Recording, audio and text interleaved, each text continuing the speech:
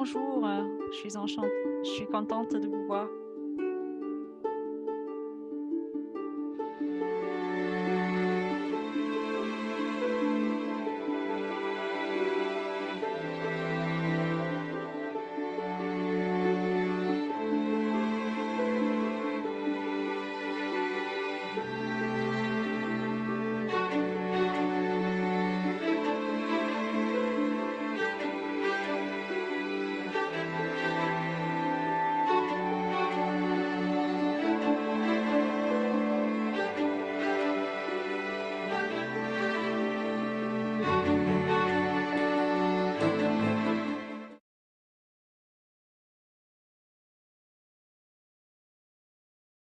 Bonsoir à tous et bienvenue, où que vous soyez dans le monde. Je suis heureuse de vous retrouver pour cette troisième session du cycle dédié aux questions de développement durable monté par Ecom France et l'ensemble de ses partenaires, comités nationaux, internationaux et alliances régionales que je remercie une nouvelle fois de leur engagement à nos côtés. On se retrouve donc ce soir autour d'une thématique qui est peut-être un des sujets les moins évidents à première vue des enjeux du développement durable, qui sont ces enjeux sociétaux. Et j'ai vraiment hâte, à titre personnel, d'écouter les intervenants et d'écouter Aude et Rodney nous parler de cette question-là qui est ô combien importante, vous le verrez, pour l'ensemble de nos institutions. Cette session, je viens déjà de le dire, j'ai gâché la surprise, est organisée donc par nos collègues d'ICOM Canada, représentés ici par Rodney Chason, son trésorier, et Aude Porcédal de l'Université du Québec, que je remercie très chaleureusement de ce travail qui a été conduit et de l'organisation et de la modération de cette soirée. Un merci rapide également à l'équipe d'ICOM France que vous finissez par connaître, Anne-Claude, Alexia et Raphaël, notre stagiaire qui assure la prise de notes de cette soirée et qui pourra donc permettre de rapidement publier à la fin de ce cycle l'ensemble de nos échanges. Je remercie également que je vois ici Elka Weinstein, la présidente d'ICOM Canada que je n'avais pas vue. Bonsoir Elka et merci de votre soutien à nos côtés. Je vais sans plus tarder, remercier nos traducteurs, puisque c'est grâce à eux que vous pouvez écouter cette soirée en français, en anglais ou en espagnol, et passer donc la parole. Alors Elka, je ne sais pas si vous voulez dire un petit mot pour débuter cette session avant de passer la parole à Rodney et Aude.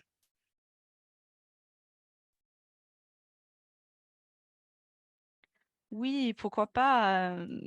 Bonjour, bonsoir tout le monde. Je suis ravie de voir tant de personnes connectées à cet appel. Je suis à Paris actuellement, mais je n'ai pas eu beaucoup de temps pour venir saluer tout le monde. Je vois quelques personnes que j'ai pu voir ce dernier temps et les collègues du Canada sont représentés dans cet appel également.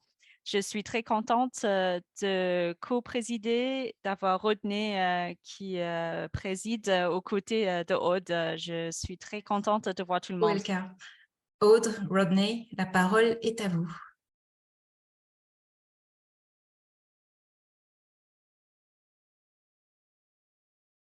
Est-ce que ça marche? Je crois que c'est Aude qui va commencer. OK, bon.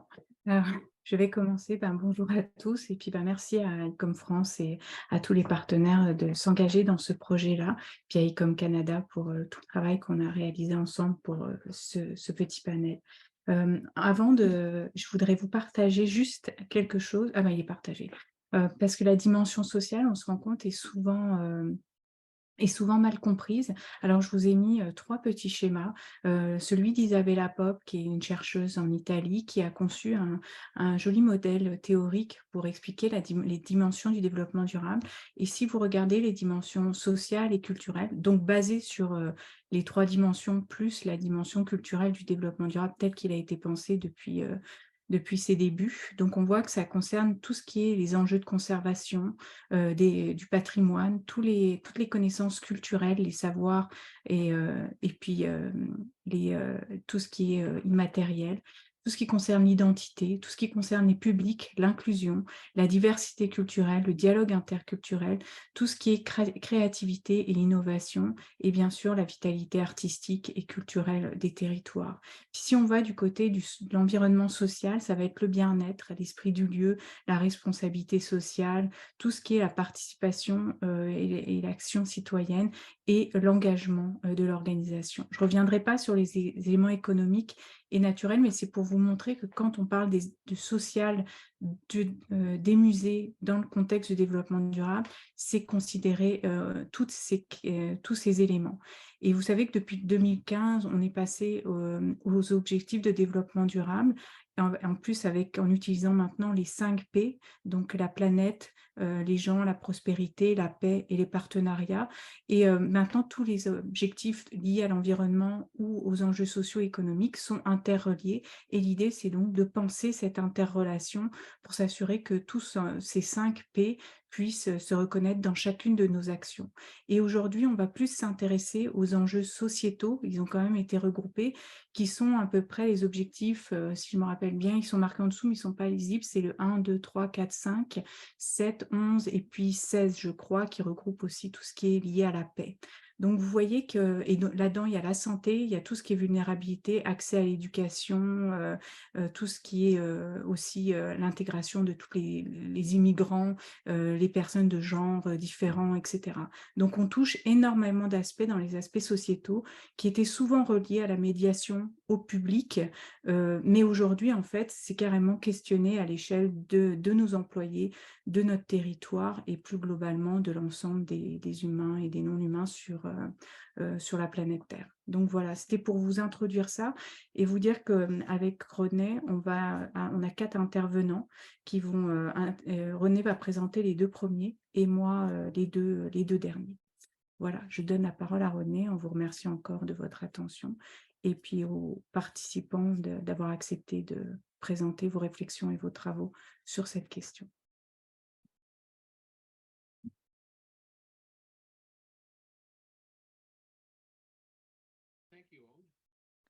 Merci, Aude. Filasi, c'est comme on dit bienvenue en Mi'kmaq. Failté, c'est comme on dit bienvenue en gaélique. Bienvenue, je m'appelle Rodney Chisson, je suis directeur général de Bailnan Gandel, Highland Village et membre du conseil d'administration d'ICOM Canada. Au nom d'ICOM Canada, je vous souhaite le bienvenue à ce séminaire, à ce webinaire. Je vous parle depuis Unamakik, c'est l'un des 7 quartiers traditionnels du peuple Mi'kmaq. Il est également connu sous le nom d'île du Cap-Breton. L'ICOM est heureux d'être partenaire de cette importante série de conservation sur nos responsabilités en tant que musée. Je souhaiterais vous parler d'un projet où nous identifions la justice climatique comme l'une de nos priorités pour l'avenir. Notre présidente Elke Weinstein et Victoria Dickinson dirigent une initiative avec la Coalition pour la justice climatique et Oceanwise pour développer un programme spécial pour les musées et les institutions patrimoniales afin de réduire l'utilisation des plastiques dans nos organisations et ainsi atténuer les microplastiques qui se retrouvent dans nos eaux. Il s'agit d'un projet sur 3 ans avec des projets pilotes en cours dans différents musées, dans Aga Khan de Toronto et dans mon institution ici sur l'île du Cap-Breton. Nous vous en dirons plus au fur et à mesure de l'évolution du projet, mais en attendant, nous sommes ravis de participer à cette importante conversation.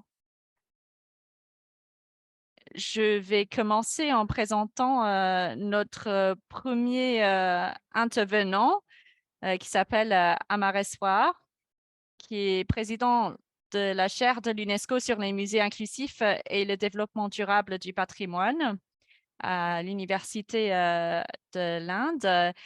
Il est actuellement professeur du leadership culturel inclusif et titulaire de la chaire UNESCO. Il a été vice-président de l'ICOM et président du groupe de travail interculturel de l'ICOM entre 2005 et 2011. Il est l'administrateur fondateur de l'Association des musées des îles du Pacifique. Il a assuré un leadership culturel stratégique en Australie et dans la région Asie-Pacifique en tant que premier professeur titulaire d'études muséales en Australie à l'Université de Queensland à Brisbane. Je lui passe la parole parce que c'est notre premier intervenant.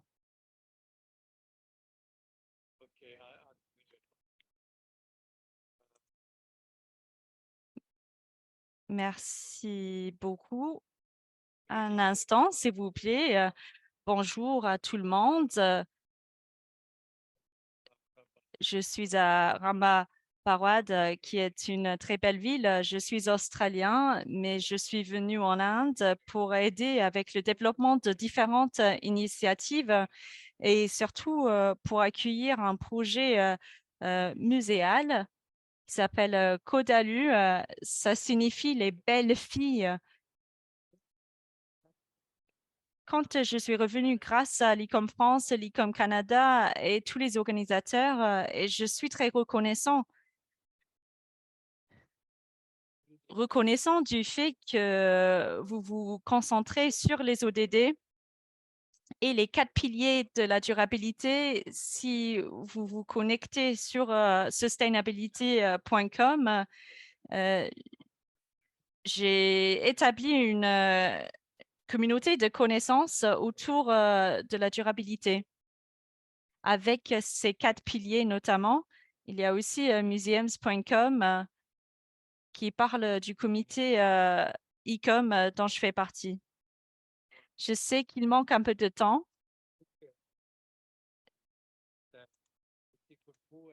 Je demanderai aux organisateurs donc de déplacer les différentes diapositives alors que je parle. Donc, le lieu s'appelle Amaravati. Sa sainteté, le 14e Dalai Lama, Tenzin Gyatso, a souvent mentionné qu'Amaravati est l'un des sites les plus sacrés du bouddhisme. C'est le lieu de naissance du bouddhisme Mahayana. Il a organisé la cérémonie du Kalachakra en 2006, quelques 600 ans après la précédente, en s'appuyant sur le patrimoine immatériel évolutif du bouddhisme Mahayana. Je suis née dans cet endroit également. Le patrimoine matériel d'Amaravati reste en ruine et dans des sites mal conservés. Comme vous voyez, le site de cette cérémonie de Kalachakra est le plus grand de ce type de site en Asie du Sud. Malheureusement, les sculptures ont été enlevées, des éléments ont été retirés. Voici une des sculptures dans le British Museum. La plupart des sculptures bouddhistes d'Amaravati célèbres dans le monde entier ont été enlevées ou volées. La collection la plus importante se retrouve au British Museum. Recontextualiser et revitaliser le patrimoine d'Amaravati dans toutes ses manifestations est un projet majeur sur lequel j'ai travaillé à partir de la fin de l'année 2015 avec les bénédictions de Sa Sainteté, le Dalai Lama. Les femmes, en particulier les belles filles locales, ont joué le rôle principal. L'écomuséologie a fourni la méthodologie la plus appropriée. Mavuru Makodalu, notre ville et nos belles filles, a été lancé en tant que projet lors de la Journée internationale de la femme le 8 mars 2016. Vous vous posez peut-être la question de pourquoi nous avons lancé ce projet. Nous avons commencé par une cartographie culturelle. J'ai constaté que 99% de la participation dans les espaces publics, tout ce qui touche à la culture, était mené par les hommes. Quand on parle des valeurs locales et du patrimoine culturel. La cartographie culturelle participative et l'autonomisation des femmes étaient donc au cœur du projet. Les données démographiques de la ville ont révélé que les femmes nées dans la région épousaient des hommes extérieurs à Amaravati et partaient. Les femmes nées ailleurs ont épousé des hommes d'Amaravati, pour la plupart des agriculteurs, et ont fait de cette petite ville leur foyer. Elles ont apporté avec elles les connaissances de leur mère et de leur grand-mère, les tâches ménagères, l'éducation des enfants, le partage d'histoires traditionnelles, des chants, la cuisine variée, les médecines et les soins traditionnels en faisaient partie. En bref, elles ont transplanté à Amaravati les traditions et les cultures vivantes de leur lieu de naissance. Elles portaient souvent le même sarré dans lequel elles s'étaient mariées dans la maison de leur mère. Lorsqu'elles déménageaient dans la maison de leur mari à Amaravati, il s'agissait d'un rite de passage coutumier. Mais avant le début de ce projet, il n'avait pas de voix au sein de cette ville. C'était un projet donc de transformation dans ce sens-là. Une des femmes locales a fait une cartographie de ce lieu en soi, avec plus de 20 sites cartographiés. Et voici les sites sur lesquels les femmes ont travaillé. 96 de ces belles filles, la plus âgée de 94 ans et la plus jeune de 23 ans, ont formé le groupe d'entraide des femmes pour le projet. Elles appartenaient à toutes les castes, religions et communautés, des chrétiens, des hindous, des musulmans, avec très peu de bouddhistes qui restent parce qu'elles venaient de différentes communautés. 26 d'entre elles utilisaient activement WhatsApp pour communiquer avec tout le monde. 3 d'entre elles étaient employées dans le projet grâce au financement extérieur et le soutien d'agriculteurs locaux. Individuellement, elles étaient isolées dans leur propre rue et dans leur propre maison. Dans l'espace civique du centre et du musée du patrimoine d'Amaravati, elles sont devenues un collectif en comprenant que leurs valeurs patrimoniales provenaient de divers endroits et leur fusion au niveau local formait la quintessence de la culture et du patrimoine d'Amaravati qui est dynamique, évolue et en forme le sens du lieu et de l'identité de la prochaine génération. Ils ont pris en charge 20 lieux dotés d'un patrimoine immatériel résiduel et l'ont revitalisé.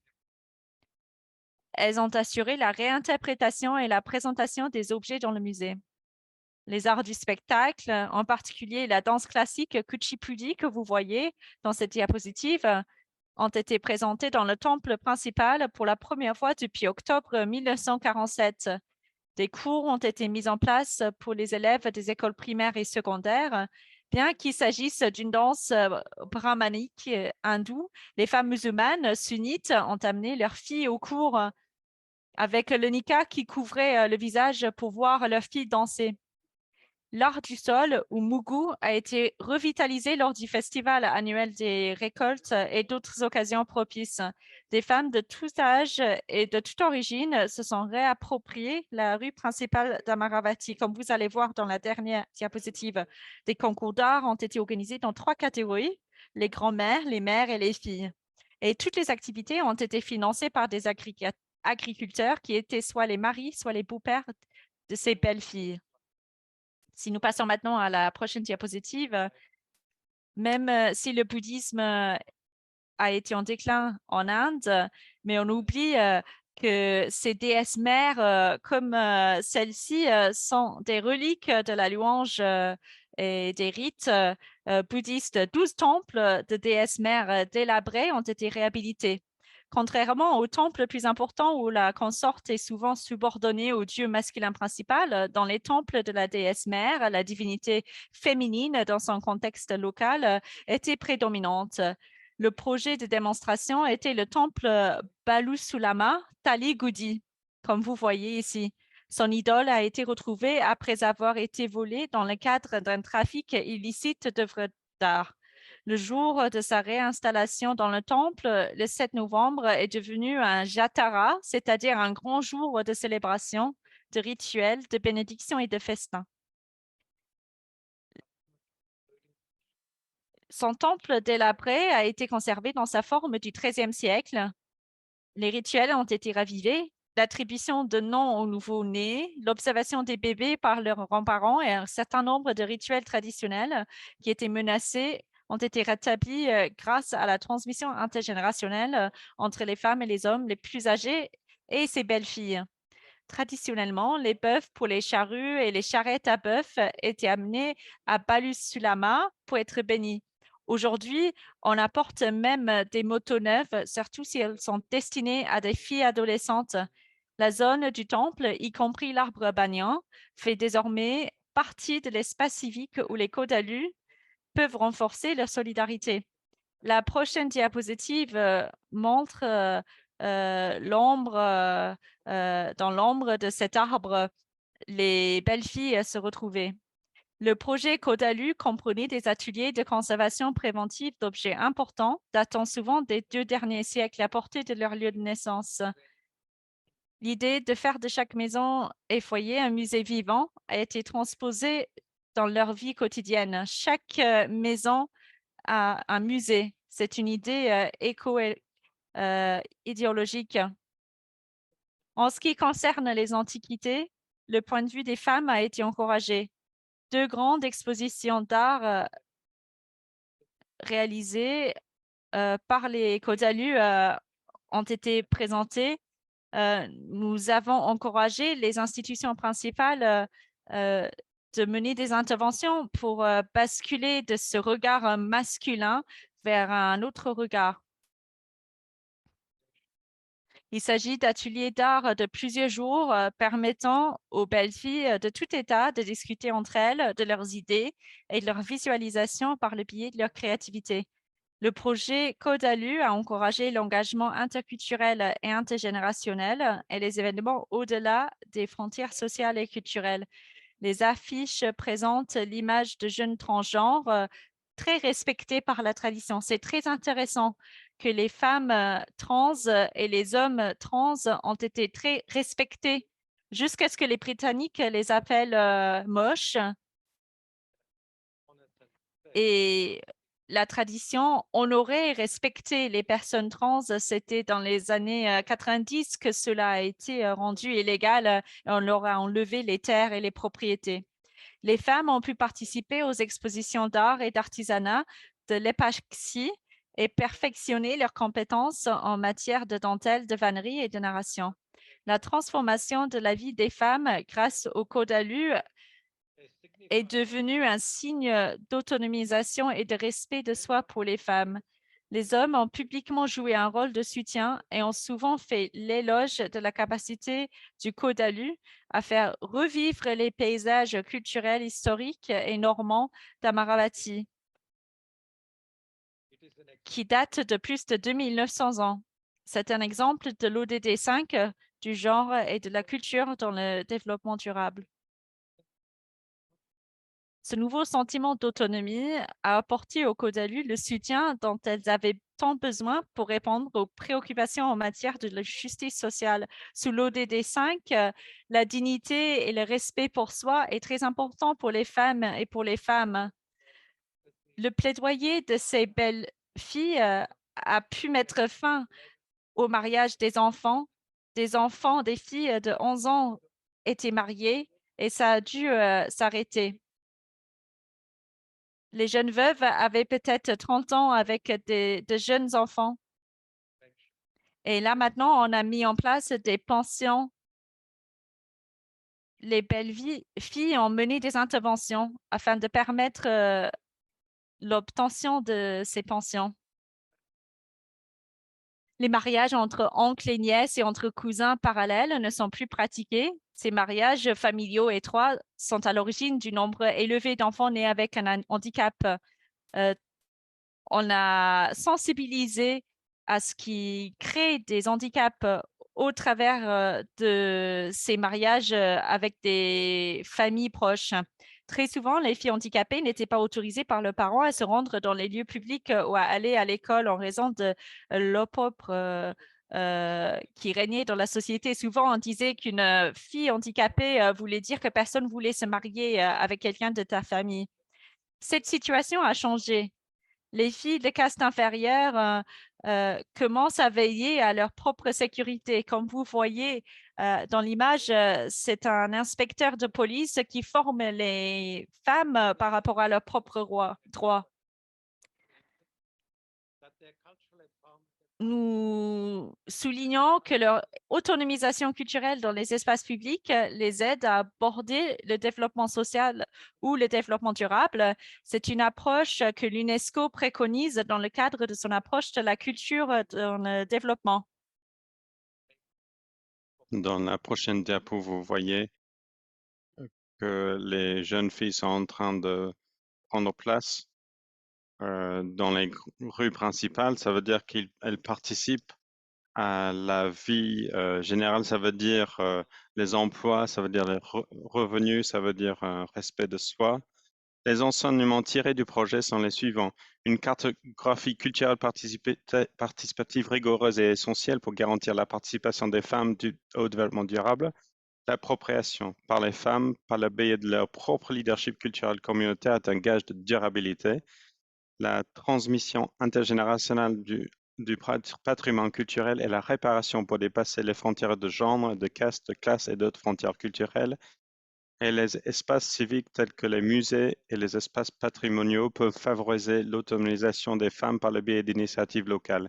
L'écomuséologie est une méthodologie inestimable pour rapprocher les gens de leur patrimoine, en particulier pour les femmes et les filles. Et là, vous voyez ici dans la rue principale avec le temple principal, vous voyez les femmes locales qui font partie du jury pour l'art du terrain. Et donc, c'est tout pour moi au niveau des dimensions sociales de l'ODD 5. C'est un cas d'étude que je vous présente. Voici mon mail qui est marqué sur l'écran. Et merci beaucoup vraiment de cette occasion de partager avec vous parce que ce lieu est vraiment très retiré en Inde. En fait, le travail du British Museum, quand les personnes viennent au British Museum, ils ne savent même pas que ce lieu Amaravati existe en Inde. Mais, mais la collection bouddhiste la plus grande au monde vient de ce seul, au British Museum, vient de ce seul site. Donc, je vous implore, quand vous pensez aux aspects sociaux, quand vous pensez au développement durable, il faut vraiment que les femmes soient impliquées et fournissent le leadership. Et puis, vous pourriez me demander pourquoi moi, en tant qu'homme, j'ai pu être invité par les femmes pour travailler avec eux. C'est très simple parce que de manière traditionnelle, tout le monde est considéré comme demi-homme, demi-femme. En fait, il y a des dieux locaux qui sont à moitié hommes et à moitié femmes. En fait, dans chacun d'entre nous, il y a la partie féminine et la partie masculine, et c'est par la socialisation qu'un aspect devient dominant. Alors que je partage avec les femmes, elles ont compris que je comprenais cet aspect. Merci beaucoup de m'avoir écouté. Merci beaucoup, Amar. C'était vraiment très intéressant. On va passer aux questions à la fin. Donc, je vais d'abord présenter le prochain intervenant. Il s'agit de Diallo Namar, qui est directrice du Musée d'art moderne et contemporain depuis 2020. Il est titulaire d'un double master en psychologie sociale et en communication visuelle. Et elle a travaillé comme chercheuse au Liban et comme directrice artistique pour les institutions culturelles et des maisons d'édition en France. Donc, je passe la parole à Diala. Bonjour à tous. Est-ce que vous m'entendez bien? Alors, merci beaucoup à ICOM France et à ICOM Canada d'avoir rendu possible ce cycle. J'espère que vous m'entendez bien. Et merci beaucoup à ICOM Liban qui m'ont donné leur soutien. Je suis directrice de MACAM, le musée d'art moderne et contemporain au Liban, à peu près 40 minutes de Beyrouth. Nous sommes implantés sur un site ancien industriel qui a été transformé en MACAM il y a 10 ans. On vient de fêter notre 10e anniversaire il y a 2 semaines. Nous sommes spécialisés dans la sculpture moderne libanaise. Nous avons à peu près 2000 mètres carrés de surface d'exposition, avec également un espace extérieur avec un parc de sculptures. Et vous pouvez voir sur l'image en haut à droite, c'est le mur de contemplation. C'est une série de peintures murales que nous avons développées avec la délégation de l'Union européenne pour le Liban. Ces 12 peinture a été mise en place suite à un appel pour des graffeurs afin de célébrer et de fêter le 70e anniversaire de la Déclaration des droits de l'homme. Cette collection et le mur de contemplation nous donne la base pour notre travail pédagogique. Nous avons un public divers au niveau des écoles qui viennent de plusieurs régions pour participer à des activités artistiques, créer des œuvres, être impliqués dans le récit des contes et également ils évoquent les droits humains. Vous pouvez voir quelques images de l'intérieur du musée. Tout est sur un seul niveau, au plein pied. Le musée est donc accessible aux personnes à mobilité réduite. Une partie de la collection est disponible pour les personnes avec des handicaps visuels. Nous avons des étiquettes en braille et il y a une partie de l'exposition qui est spécialement dédiée à ces personnes avec l'aide de nos partenaires en Italie. Nous mettons en place différents programmes et activités autour de l'art, du bien-être et la nature. Nous avons ici quelques vues présentées pour vous sur ce que nous avons autour du musée. Nous avons un lieu de randonnée ici autour du musée. Est-ce qu'on peut passer à la prochaine diapositive, s'il vous plaît? Alors, nous voyons ici des informations sur la localisation de Makam. Alors, la région représente un pourcentage, 7% du territoire libanais et nous sommes à quelques kilomètres de la route principale. Et c'est important parce qu'il n'y a pas beaucoup d'options en termes de transport public. Alors, la ligne jaune représente la route principale, l'autoroute quelque part, où il y a des bus. Il n'y a pas d'arrêt de bus. On demande à ce qu'on puisse descendre si on veut descendre. Et puis la petite ligne jaune représente la route qui nous emmène à Makam de cette route principale. Il y a certains sites archéologiques et historiques sur la route pour arriver à Makam. Il y a des ruines romaines, et également des biosphères et des sites naturels. Ce qui est étonnant, c'est que malgré le manque de transport public, on a eu un public stable depuis le 2013, quand on a établi le musée. Notre public vient de Beyrouth et consiste en touristes internationaux. De manière générale, on a un très faible pourcentage de visiteurs de notre région. Vous le savez peut-être que depuis 2019, le Liban passe par une crise économique très difficile, donc l'enjeu du transport est encore pire que d'habitude. Il y a également l'enjeu autour du carburant. Alors, même s'il y a des transports, cela coûte cher.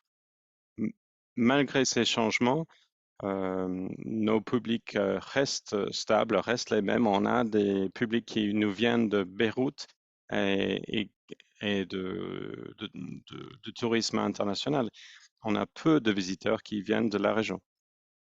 Nous avons cherché à résoudre cela en cherchant à recruter des employés qui viennent de notre région.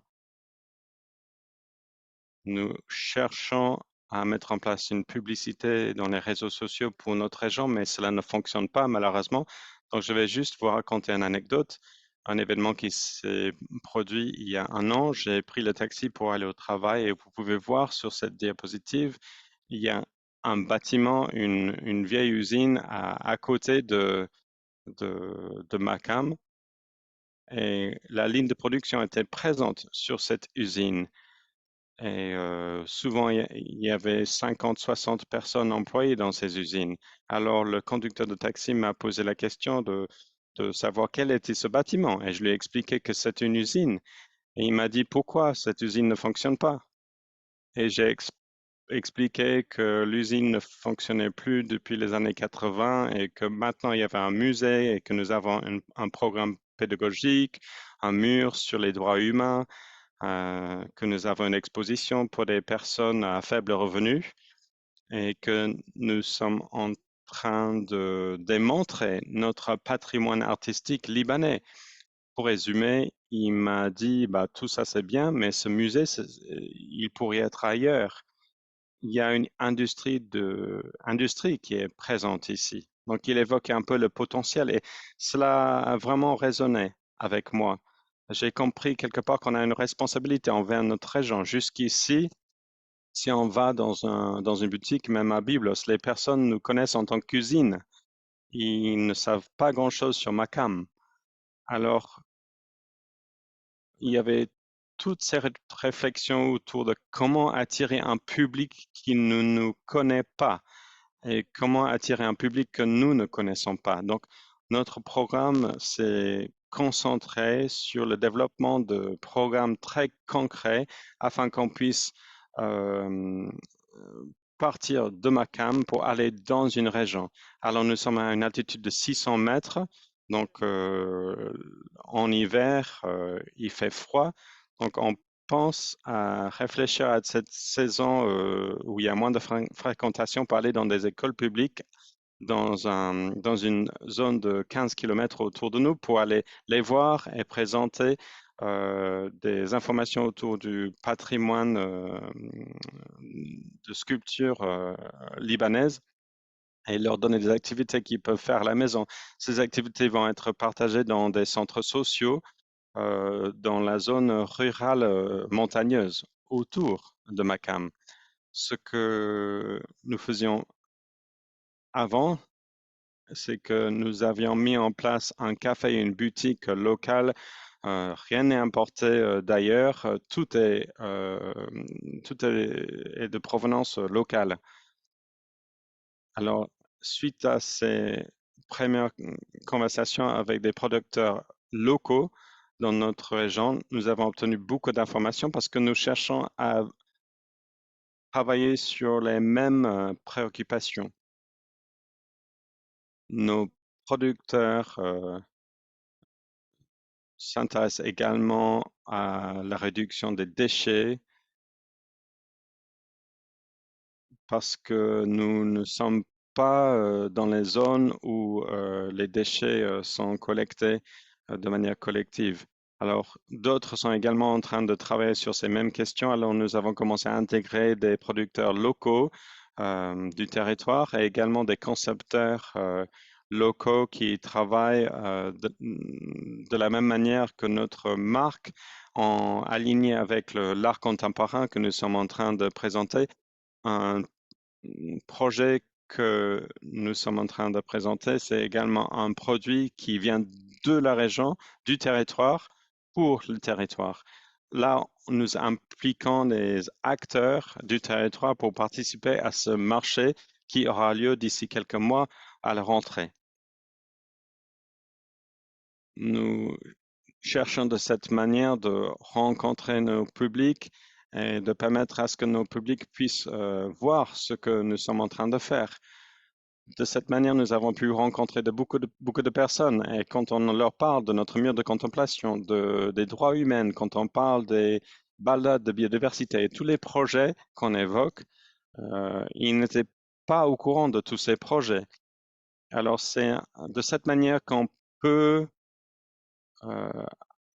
faire venir les personnes de manière très naturelle au travers de leur propre communauté. Nous cherchons à avoir une participation active de la part des personnes habitantes dans notre région.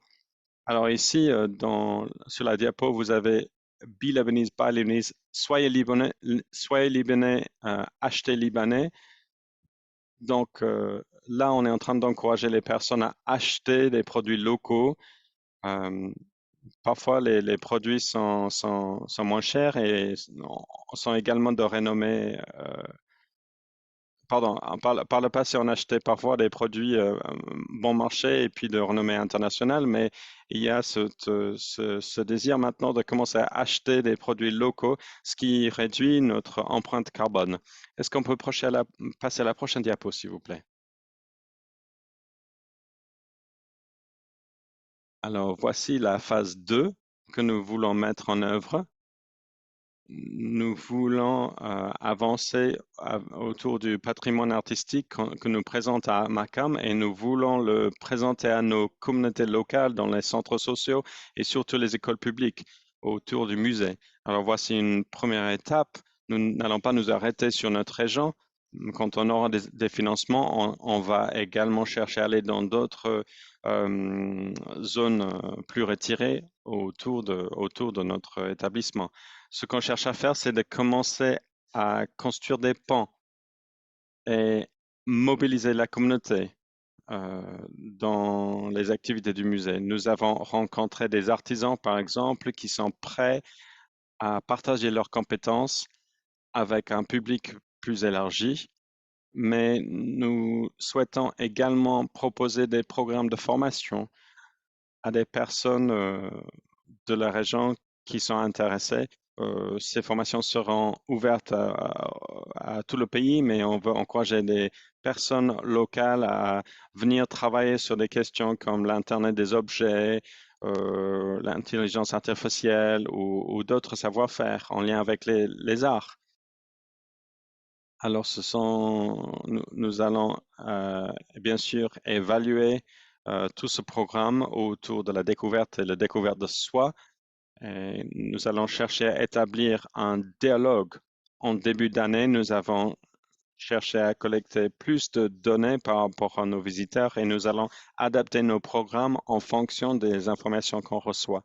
Je pense que cette conversation est également importante euh, afin de pouvoir écouter le public que nous n'avons pas encore, afin de pouvoir adapter nos programmes. Il n'y a vraiment pas de limite par rapport à ce qu'on pourra faire et on va vraiment chercher à aller étape par étape, par un soutien mutuel et par un engagement. Nous allons chercher à faire en sorte que le musée soit pertinent pour la région, que ce ne soit pas juste une perception de pertinence, mais qu'on puisse vraiment être présent pour notre communauté de la même manière que l'usine était présente pour la communauté il y a 30-40 ans. Merci beaucoup. J'ai été très rapide, mais merci beaucoup de laisser le temps à des petits musées afin qu'on puisse montrer que même avec un budget restreint et une petite équipe, on peut réfléchir de manière collective et préparer des programmes accessibles pour créer un lien très humain avec nos publics. Merci beaucoup. Merci Diala. Macam fait beaucoup de bon travail au Liban. Je pense que beaucoup de ce qu'elle a dit est vraiment connecté avec ce que nous faisons ici à Iona. Et donc, j'ai hâte d'avoir des questions tout à l'heure dans la partie questions. Donc, je vais passer la parole à Aude qui va présenter les deux prochains intervenants. Merci René, merci Amar et merci Diala. Maintenant, je vais donner la parole à Marie-Claude Mongeon, qui en fait est titulaire d'un baccalauréat en histoire de l'art de l'Université d'Ottawa et un diplôme d'études supérieures en durabilité d'entreprise et responsabilité sociale de l'Université du Collège Saint-Michael à Toronto.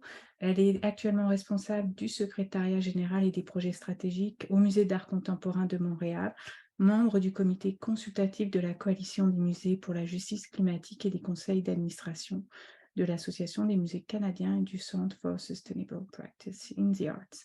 Elle a été commissaire du colloque annuel de la Société des musées du Québec en 2022 et a également travaillé 15 ans au Musée des beaux-arts du Canada sur divers postes. Donc, merci Marie-Claude et je te laisse la parole.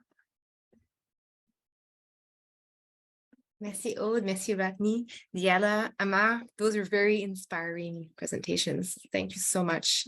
Je voulais prendre un moment aujourd'hui pour réfléchir avec vous ces enjeux sociaux du développement durable et notre approche au Musée d'art contemporain est beaucoup une approche de stratégie, mais aussi une approche par projet. Donc, sans plus tarder, je saute dans ma présentation. Prochaine diapo, s'il vous plaît. Avant de débuter, je voulais quand même marquer que le Musée d'art contemporain de Montréal est situé sur des terres autochtones non cédées et reconnaît avec respect et gratitude la nation Kanekehaga en tant que gardienne des terres et des eaux. Les territoires autochtones traditionnels sont connus sous le nom de Tiohtià:ke pour les Haudenosaunee et de Muniang pour les Anishinaabe et de Montréal pour les nombreux autres peuples. Aujourd'hui, une population autochtone diversifiée ainsi que d'autres peuples y résident. On peut passer à la prochaine.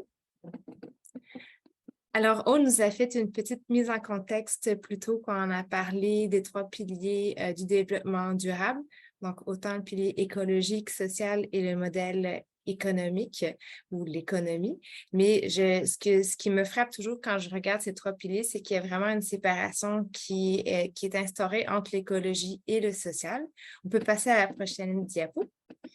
Mais vraiment, je préfère de loin penser les enjeux écologiques et les questions sociales de façon indissociable et vraiment voir comment le modèle écologique, en fait, agit des pressions sur l'écologique et le social. Et ces pressions peuvent avoir différentes manifestations dont, bien sûr, les inégalités d'exposition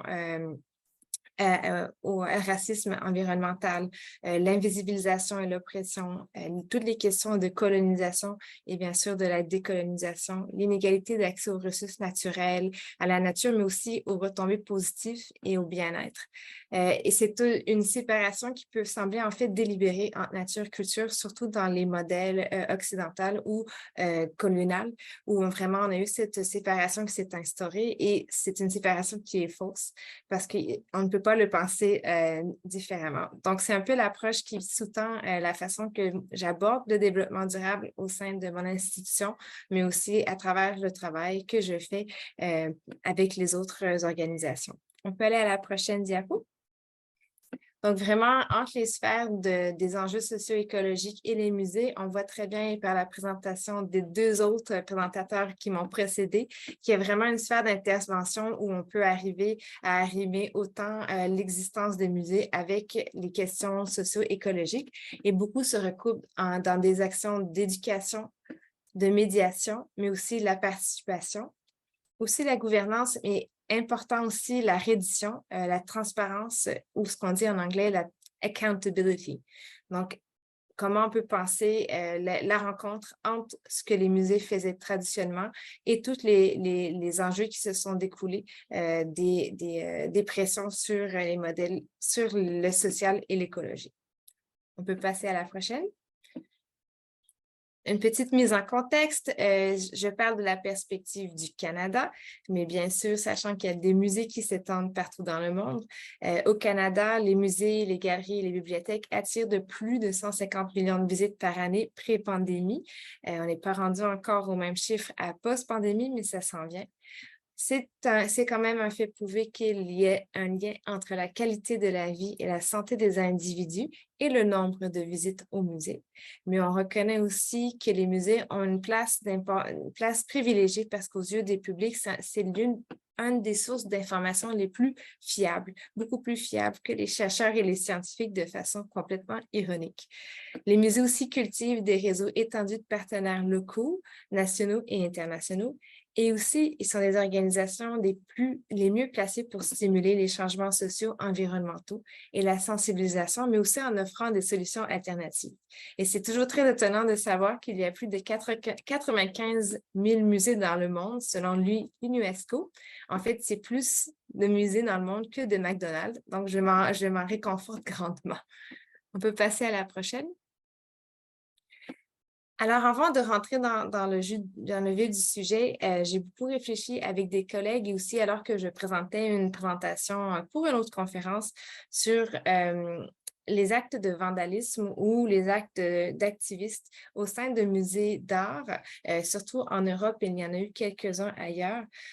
quand on voyait ces activistes qui lançaient soit des aliments sur des tableaux. Et en fait, à Londres, d'une manifestante, elle a crié « Qu'est-ce qui a plus de valeur, l'art ou la vie? Êtes-vous plus inquiet au sujet de la protection d'une peinture ou la protection de notre planète et des gens? » On peut passer à la prochaine. Alors, qu'est-ce qu'on pouvait déduire? En fait, mes collègues et moi, on a discuté pour voir qu'est-ce qu'on pouvait déduire des gestes des activistes au sein des milieux muséals. On peut passer à la prochaine.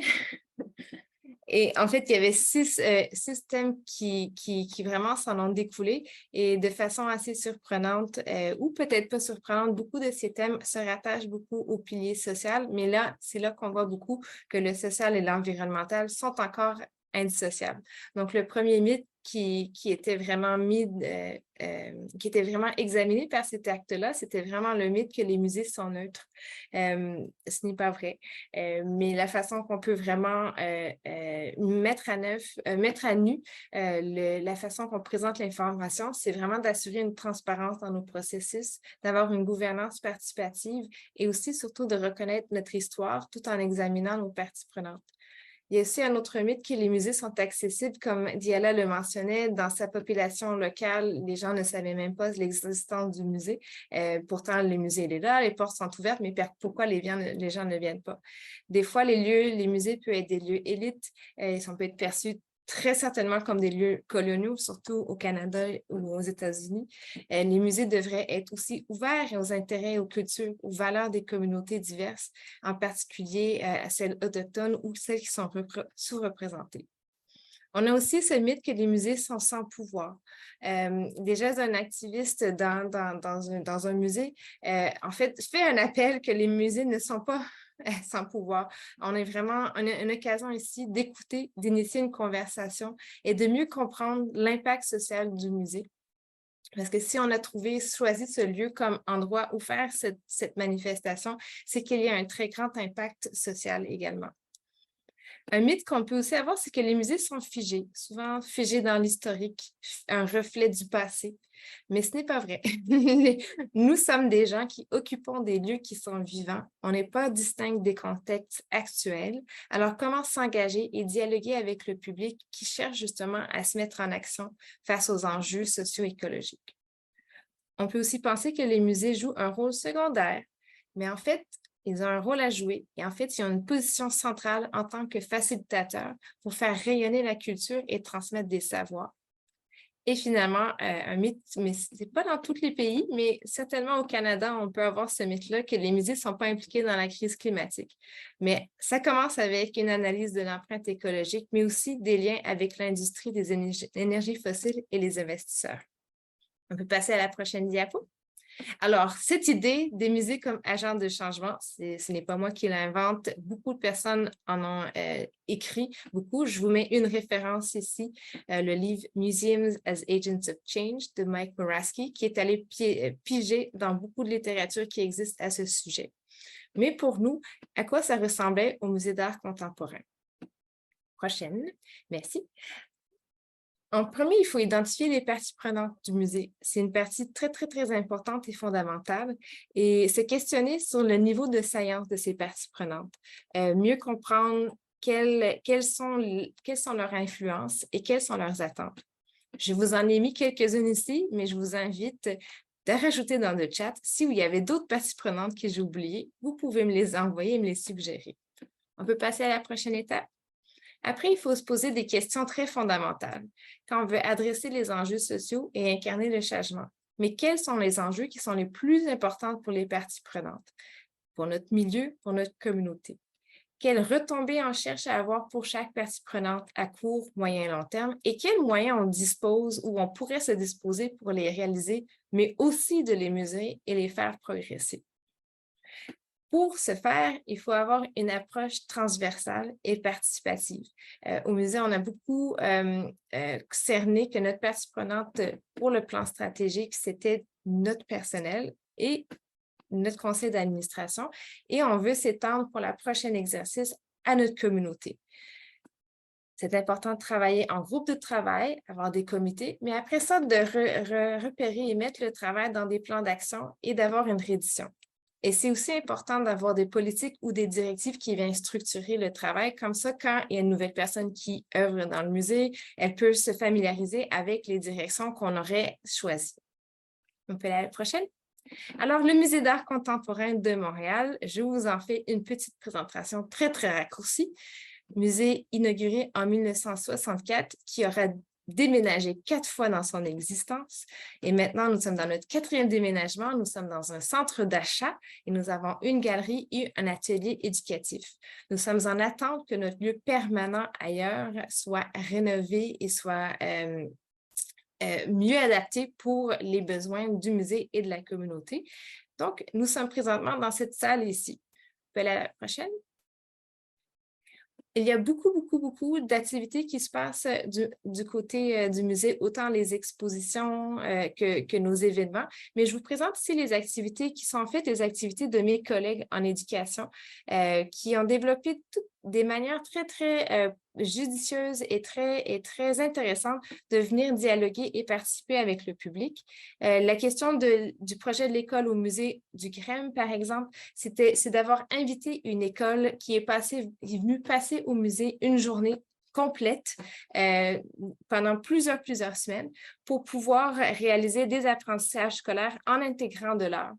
Le projet qui est en dessous, ce qui doit être dit, qui a été réalisé avec l'organisation Promise, c'était une série de 8 ateliers de création inspirés des œuvres de la collection du musée, avec cet organisme Promise qui vient en aide aux personnes immigrantes et réfugiées. Et l'objectif de cet atelier était en fait d'utiliser l'art contemporain et sa médiation comme possibilité de développement, de connaissance et d'expression de soi. Et ce qu'on voit par-dessus les gens, en fait, c'est les drapeaux qui ont été créés par les participants et les participantes dans le cadre de ce projet. En haut à droite, je mentionne le Festival Art Souterrain, mais le Musée d'art contemporain fait souvent des partenariats avec d'autres festivals dans la ville afin d'avoir de rejoindre un plus grand nombre et des publics qui sont différents. Et aussi, il y a tout le volet accessibilité dont on a une image ici de visite avec des personnes sourdes. Donc, on a une politique d'accessibilité universelle, mais aussi un plan d'action à l'égard des personnes en situation de handicap et sourdes. Et c'est en fait une stratégie pour la diversité capacitaire qu'on veut mettre en place pour adopter de nouvelles mesures et répondre plus adéquatement aux besoins, mais bonifier et corriger l'accès des personnes en situation de handicap et sourdes au musée. On peut aller à la prochaine. Alors, je vous présente ici, mais je ne vais pas lire toute cette diapo. Ce sont les contenus de notre prochain plan stratégique. On est en train de finaliser l'adoption du plan, mais on est vraiment arrivé avec cette optique qu'il fallait intégrer le développement durable et le tisser à l'intérieur de toutes les priorités du musée, où on peut voir, même si on se concentre sur l'inauguration de nouveaux sites, on veut voir comment on peut engager le milieu dans la création ou dans l'imagination de ce site. Quand on parle du rayonnement du MAC, on veut s'assurer qu'on trouve des stratégies pour rapprocher les publics avec l'art contemporain, mettre les visiteurs au cœur de l'expérience muséale, mais aussi cette notion d'inclusivité, de diversité et d'accessibilité qui est du travail que l'équipe fait très bien déjà, mais on voulait juste l'encadrer. Et le troisième enjeu, c'était vraiment cette question de durabilité, autant le bien-être et faire un lieu de travail qui était très enrichissant, mais aussi participer à tout ce qui était la transition socio-écologique. On peut aller à la prochaine diapo. Donc, ça représente plusieurs projets et c'est une étendue de projets qui vont être déployés ou qui vont se continuer pendant les 4 prochaines années. Alors, nous sommes dans un site temporaire pendant 4 ans. On se prépare à intégrer un nouveau bâtiment aussi pendant ces 4 ans-là. Donc, on a vraiment 2 mandats présentement, mais à travers de cela, on veut continuer à faire des projets pilotes, à expérimenter des nouvelles façons de rejoindre et d'inclure des publics et vraiment faire des actions très pointues, par exemple, un déploiement en lien avec l'engagement envers les communautés autochtones, mais aussi assurer une meilleure représentativité des diversités dans les fonctions muséales. Prochaine diapo. Et finalement, c'est vraiment le message que je voulais livrer, mais on l'a entendu aussi de mes collègues aussi. L'importance pour nous, c'est des réseaux, des groupes de travail au sein de l'institution à travers des travails de comité, mais entre les organisations est fondamentale. Je fais partie d'un comité avec 4 ou 5 musées, nous sommes 4 ou 5 musées qui discutons de façon mensuelle sur nos plans d'action de développement durable, comment on peut faire des choses en commun, comment on peut se partager des ressources, mais aussi de le faire de façon nationale ou même internationale comme on le fait aujourd'hui pour pouvoir amplifier et justifier et aussi se trouver des nouvelles solutions par rapport à l'intégration du développement durable.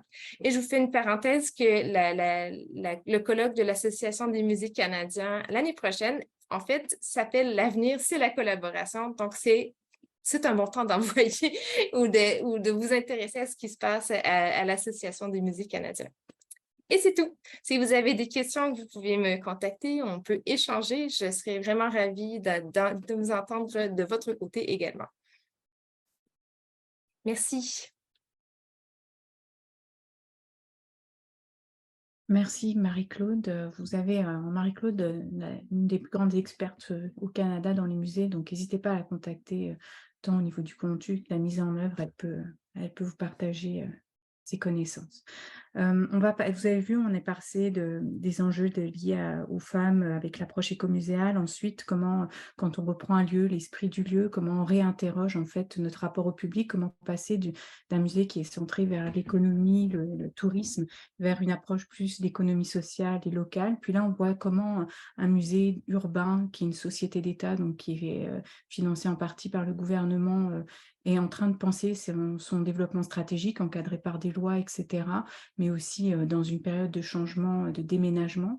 Et nous allons maintenant donner la parole à Xavier Javier, en fait, professeur titulaire d'anthropologie sociale et de muséologie à l'Université de Barcelone. Il a fondé le master en muséologie et en gestion du patrimoine culturel à l'Université de Barcelone, donc il a été le directeur, notamment en tant que vice-président du doctorat.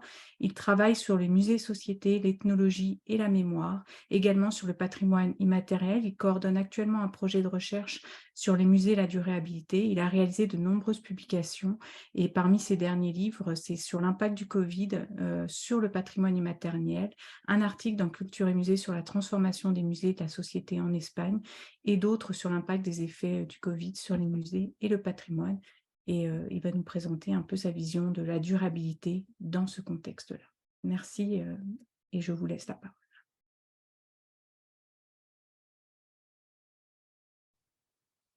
Eh bien, merci beaucoup. Merci beaucoup de m'avoir invité à participer à cette journée. C'est un plaisir de participer à un débat international avec des collègues de différents pays, avec des expériences muséistiques différentes, de cultures différentes et même d'horaires différents, car certains d'entre vous n'en sont qu'au matin et d'autres l'après-midi et d'autres le soir. Donc, nous voyons par là que les musées sont des institutions puissantes de changement et de transformation de la société. D'autres interventions jusqu'à présent, les interventions qui m'ont précédé, ont montré des exemples précis. Moi, je vais faire une présentation plus générale et ensuite on pourra en débattre, bien sûr, lors de la discussion, car ce sera peut-être même plus intéressant. C'est la raison pour laquelle je ne vais pas non plus faire de présentation, disons, dans le strict sens. Tout d'abord, j'aimerais commencer par des réflexions sur l'idée de durabilité et ses aspects sociaux. Ensuite, j'aimerais montrer la contradiction, et ce sera un axe central dans ma présentation, entre les objectifs sociaux des musées et la tendance vers un néolibéralisme de beaucoup d'institutions et beaucoup de musées. Et ensuite, j'aimerais montrer des axes stratégiques qui, d'après moi, devraient être pris en compte par les musées dans une perspective sociale. Donc, j'aimerais commencer par ces brèves réflexions qui ne sont peut-être pas nécessaires, car on en a déjà entendu certaines indications, mais à partir de la durabilité et du défi social que représente la durabilité. La durabilité est un concept qu'on utilise très fréquemment dans notre vie. On l'utilise en général. Une entreprise de transport transport dit qu'elle est durable, des hôtels disent qu'ils sont durables, on a des déclarations gouvernementales de durabilité, et en ce qui concerne les sociétés de tout type, on le voit même dans des publicités. Moi, je me dis que parfois on utilise ce concept de façon assez frivole et pas de notre enfin, je ne parle pas de nous dans les musées, mais je pense qu'on en parle même comme un aspect publicitaire. Mais je pense que parfois on abuse de ce concept sur la durabilité. Parfois, il s'agit d'un certain comportement sociaux et on a aussi certains défis.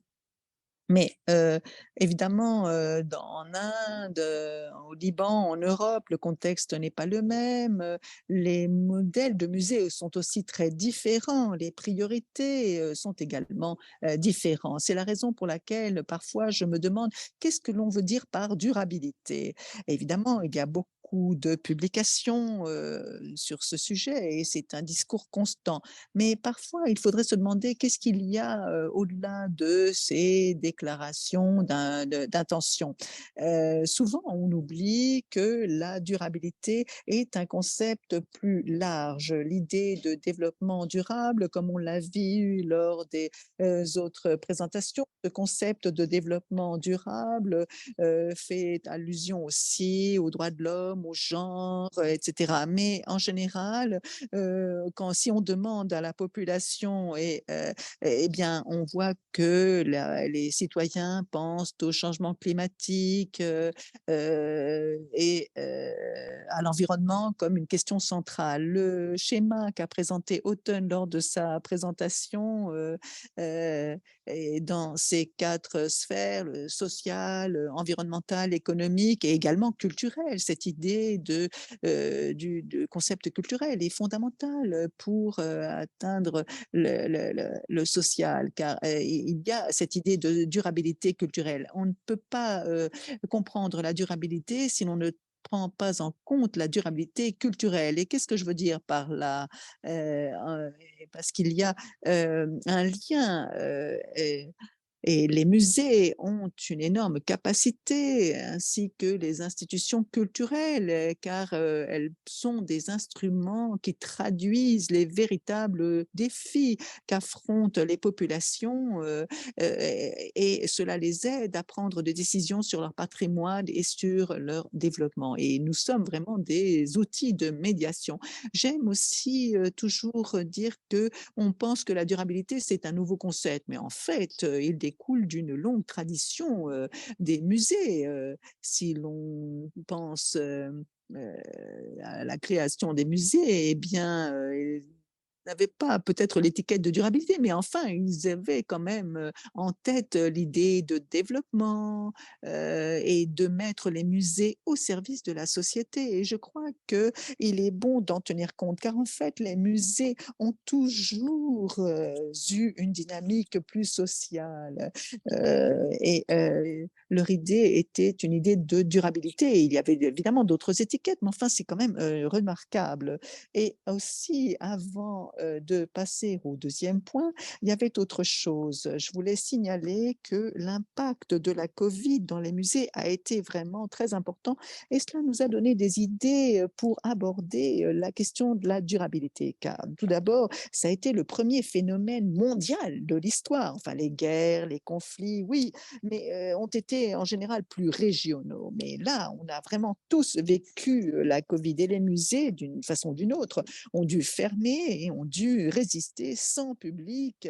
Ils ont dû tenir le coup sans recevoir de touristes et ils ont dû tenir le coup à travers de nouvelles façons de communication telles que les réseaux sociaux. Ils ont dû donc mener des actions sociales dans les hôpitaux et ailleurs. Ils ont dû vraiment aller au devant du public et cela a mené les musées à repenser leur dimension sociale. parce que en fait, on l'avait peut-être un peu oublié tout au long de l'histoire. Alors peut-être que maintenant, grâce aux musées ouverts et si l'on récupère les chiffres précédents, quand on voit les aéroports et tous ces voyageurs qui y retournent, eh bien, on avait repensé pendant à augmenter la durabilité de nos musées, mais on ne se rend pas compte que tout cela, on a oublié après la Covid. Mais en fait, pendant la Covid, on a parlé justement du besoin de musées plus sociaux, plus durables. Et là, je crois que c'est indispensable.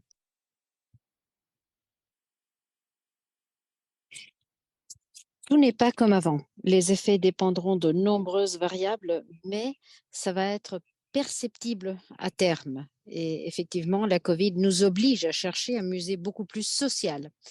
Le deuxième point, qui sera une question centrale dans ma pensée, c'est le fait qu'on parle beaucoup des musées sociaux, des questions sociales, mais les musées se trouvent maintenant dans une contradiction. Si on parlait en termes géologiques, on pourrait dire que les musées se trouvent au milieu de deux plaques tectoniques, de deux forces qui nous écrasent des deux côtés.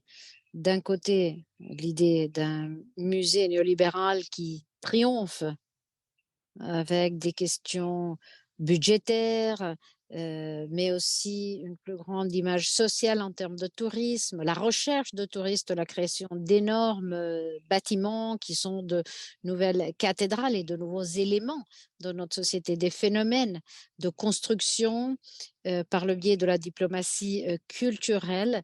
Donc des constructions de musées dans d'autres pays, les grands musées qui vendent leurs produits ailleurs, et ça implique une certaine idée contradictoire des musées qui sont insérés dans d'autres cultures, ou bien une prolifération des musées privés, non pas comme des musées, des façons de mécénat, mais des musées qui veulent subsister avec leurs propres ressources, y compris gagner de l'argent, donc ce qui est totalement en contradiction avec l'idée de l'ICOM.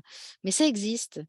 Et ça existe de plus en plus. Et cette pression néolibérale s'oppose dans cette plaque tectonique à l'idée de musée social que nous défendons aujourd'hui et que nous partageons tous, une muséologie beaucoup plus collaborative, plus sociale, plus proche de la population, des musées communautaires, de l'inclusivité, de la participation, le genre, tous ces aspects-là. Et ces deux plaques tectoniques qui s'opposent donnent au musée, pour ainsi dire, une certaine schizophrénie chez les muséologues, parce que d'un côté, on leur demande d'être plus rentables, on leur demande d'être beaucoup plus puissants en termes d'image sociale, mais par ailleurs, enfin, on cherche une image sociale rapprochée de la population. Ce sont les deux faces d'une pièce de monnaie.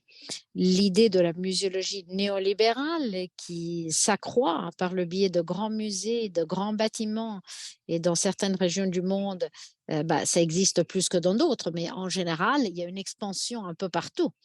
Et ce sont des dynamiques qui engendrent un certain rejet dans la population locale, ce qui vient d'être dit aussi. Et il faut tenir compte de ça, du rejet de la population locale qui regarde les musées comme quelque chose qui a trait au tourisme, à la gentrification, et qui génère aussi des mouvements de protestation des voisins, des habitants des quartiers. À Barcelone, il y a eu des campagnes contre la construction d'un musée privé, mais aussi des manifestations publiques et des campagnes d'opposition à l'opposition d'un musée public d'art contemporain qui était vu et qui continue à être vu par la population comme quelque chose de touristique, et ça qui va contre les possibilités du quartier, même si le musée a un certain discours social, en tout cas en termes de contenu.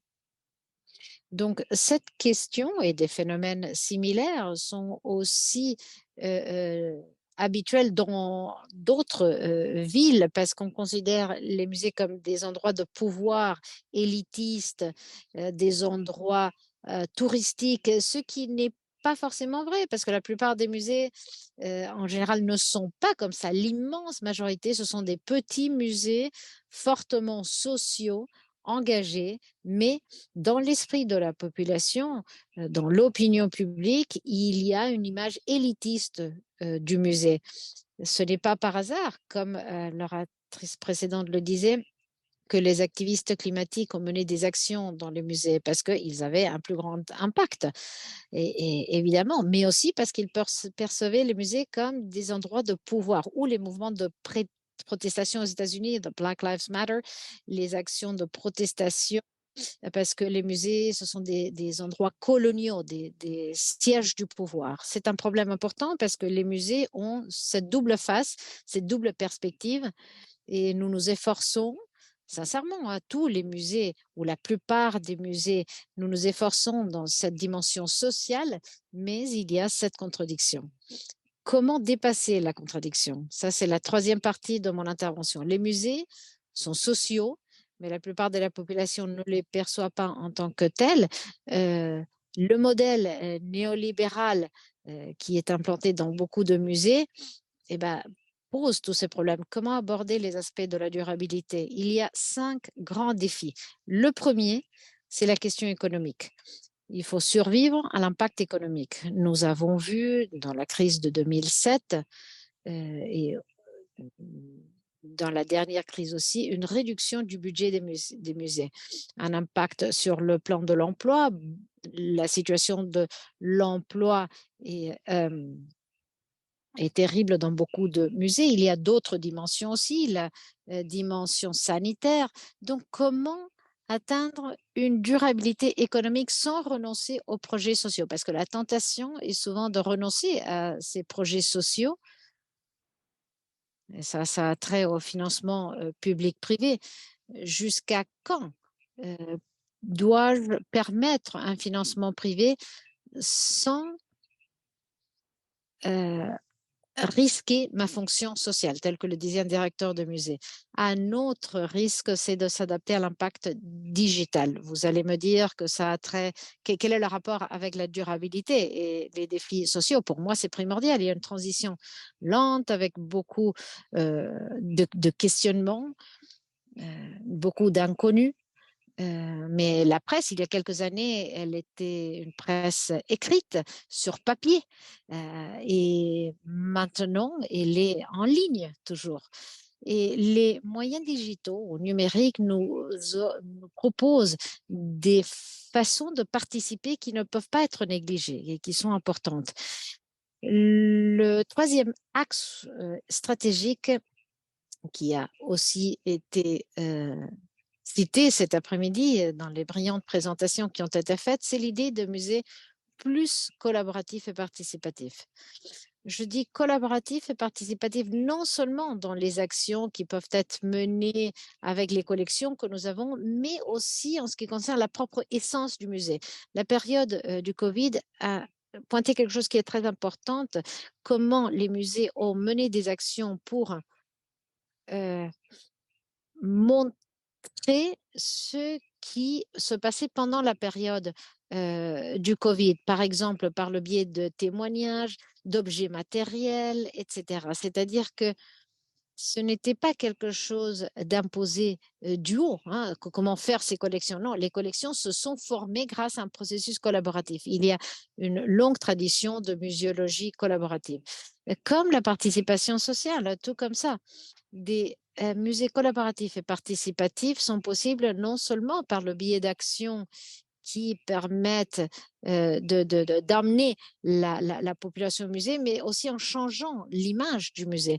Le quatrième défi, qui est un des plus importants aujourd'hui, c'est la décolonisation. C'est un des grands défis du musée et qui a des conséquences politiques d'énorme envergure. Il ne s'agit pas que de changements, parce que maintenant, il y a des changements d'image, il y a des actions symboliques, souvent, de restitution d'objets. Mais il ne s'agit pas seulement de ça. Il s'agit d'un débat immense qui a des implications dans la notion même de musée et qui nous fait briser des tabous sur la préservation des collections, sur la restitution d'objets et qui nous oblige à repenser les musées de façon considérable, et tous les pouvoirs politiques ne sont pas prêts à assumer ces défis. Donc, je fais une petite parenthèse parmi les contradictions que je citais tout à l'heure. Il y a évidemment nous, les techniciens qui travaillent dans le musée, mais par ailleurs, il y a aussi les politiques. Ce sont des gens qui indiquent l'orientation des musées et qui ont des idées parfois différentes des nôtres. Et ensuite, le 6e axe, c'est l'idée de s'engager. S'engager socialement, ça c'est très important, s'engager sur des thèmes d'énorme actualité dans notre société. Mais il ne s'agit pas que de regarder vers le passé, il faut regarder le présent. Le sujet du genre, le multiculturalisme, la mémoire du passé, les conflits, les changements climatiques, les ressources, les migrants, les réfugiés, l'inclusion sociale, s'engager sur ces sujets, non pas par le biais d'actions qui sont orientées vers l'accessibilité, mais surtout s'engager socialement. Le musée a un avantage, c'est que c'est une institution crédible, proche de la population. En général, il est perçu comme une institution neutre, beaucoup plus que le pouvoir gouvernemental ou bien des institutions éducatives comme l'université à laquelle j'appartiens. Mais cet engagement heurte, et il est difficile parce que ça se heurte contre la prolifération du musée néolibéral, ça se heurte contre la crise économique et ses effets et contre d'autres priorités sociales. Et aussi, ça se heurte contre les intérêts des gouvernements qui perçoivent les musées comme des agents d'identité, de Javier, discours. il faudrait conclure. Je finis. Donc, la conclusion serait la suivante. Auguste Locher dit que les problèmes des musées, à vrai dire, font partie des problèmes les plus urgents de notre époque. Donc, quand on parle des musées en général, on parle de la société. On va essayer de créer des musées plus engagés socialement, mais ça ne doit pas être seulement une stratégie pour les modifier partiellement. Ça doit être un changement authentique de la culture institutionnelle devant des sociétés sur lesquelles pèse la menace de l'autoritarisme, le racisme. Eh bien, la dimension sociale du musée doit être une priorité, y compris, j'insiste, y compris avant d'autres fonctions des musées. Et ceci nous oblige à ouvrir un autre débat sur la décroissance des musées ou la dépatrimonialisation des musées. Merci beaucoup et je suis désolée par ces minutes que je vous ai volées beaucoup plus que je n'aurais dû. Merci. Merci beaucoup. Et puis l'ouverture sur les enjeux de décroissance ou de sobriété ou de dépatrimonialisation sont essentiels. René, est-ce qu'il y a des questions? On va prendre des questions du groupe, mais les conférenciers peuvent aussi poser des questions aux autres si vous le souhaitez. Il nous reste à peu près 7 minutes, mais on va essayer d'être efficace.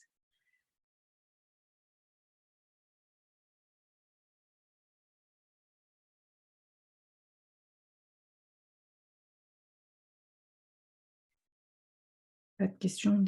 Est-ce que les conférenciers, vous avez des questions à poser aux autres conférenciers ou des précisions à leur poser, à leur demander?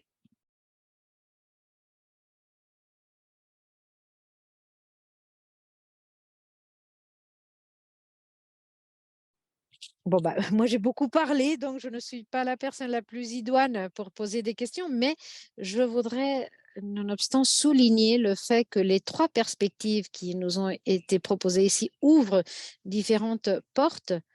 Elles ont été vraiment excellentes, à mon avis, pour comprendre des contextes très différents, l'Inde, le Liban et le Canada. Mais moi, je voulais vous demander quelles difficultés politiques avez-vous trouvé devant vos autorités, parce que les musées ne sont pas libres, ne sont absolument pas libres. Vous êtes-vous heurté avec des difficultés?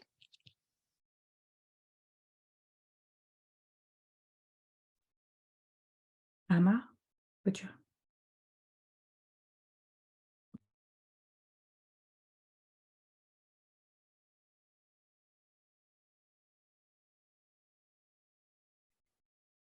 Bien. La réponse des politiques, quand on voit un projet qui gagne en dynamisme, c'est bien. Les belles filles ont pris une décision que les politiques pouvaient participer, mais ils n'allaient pas prendre le devant. Elles se sont appropriées tout ce projet de l'écomusée. En ce qui concerne les projets pendant le Covid, 18 de ces projets ont continué parce qu'ils sont locaux.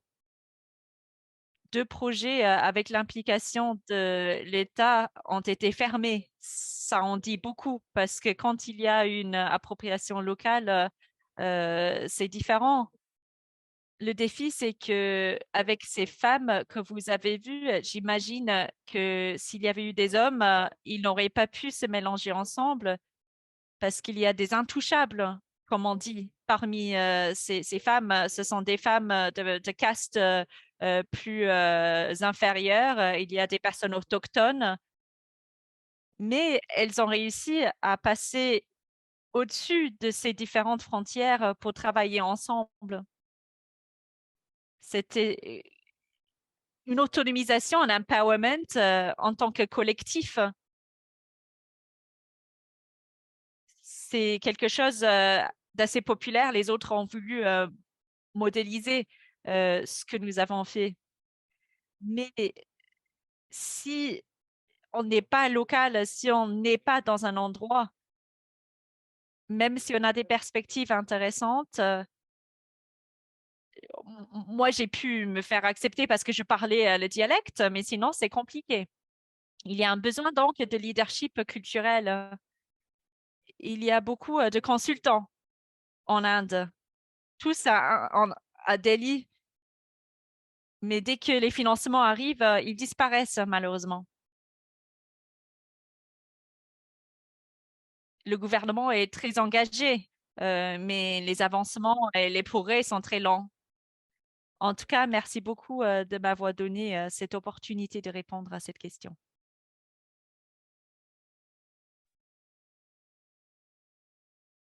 René. Nous allons peut-être donner l'occasion au Liban, l'opportunité à Montréal après pour répondre à cette question.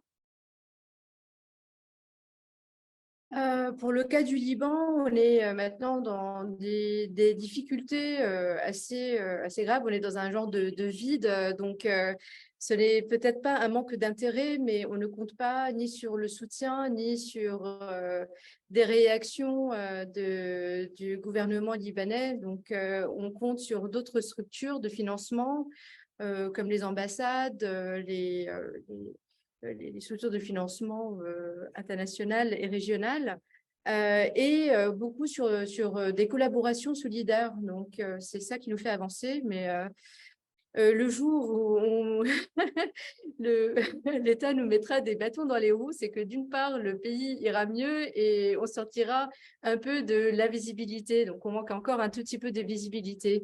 Mais non, ce n'est pas un enjeu particulier pour l'instant, pour le MACAM du moins. Très bien, merci beaucoup. Merci à tous et à toutes.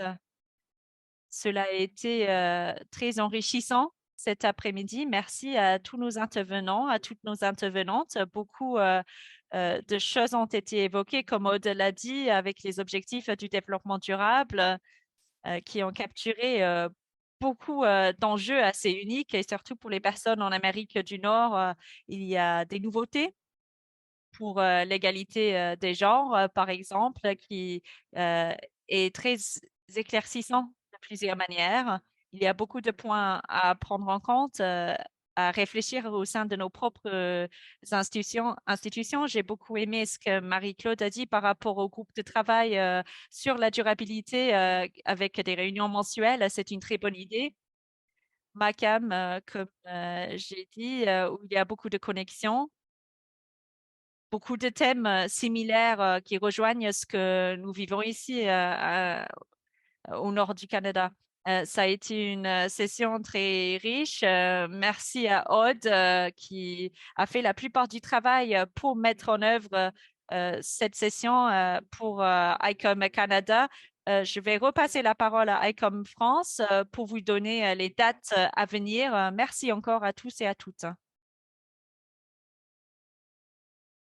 Un immense merci Rodney et Aude pour cette session et à tous les intervenants. Le débat était extrêmement riche. En effet, je ne vais pas revenir sur ce que Rodney vient de dire.